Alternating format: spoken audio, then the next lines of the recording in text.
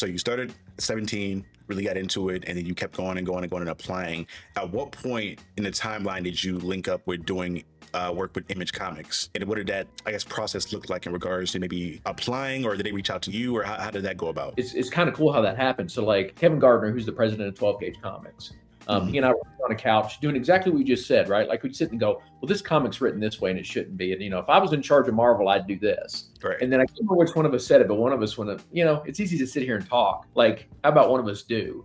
And so we decided to start our own company. And luckily I was friends with all these Gaijin guys. So we talked them into doing a book called The Ride. And basically we put a pitch together. Brian Stelfreeze and I worked on that for like 3 days. This like beautiful pitch that I actually had a car key that like locked it, and sent that to Eric Stevenson at Image Comics.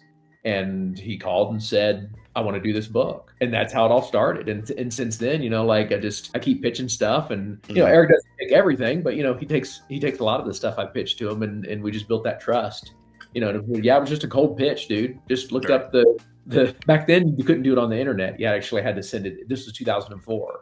You actually had to mailing it in.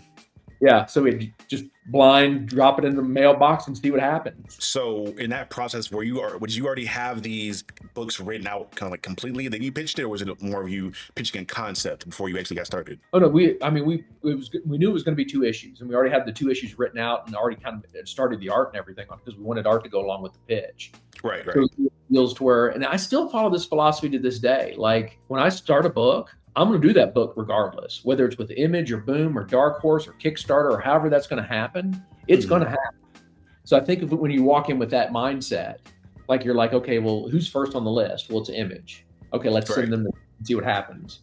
And if they say no, then you just go on to the next person on the list.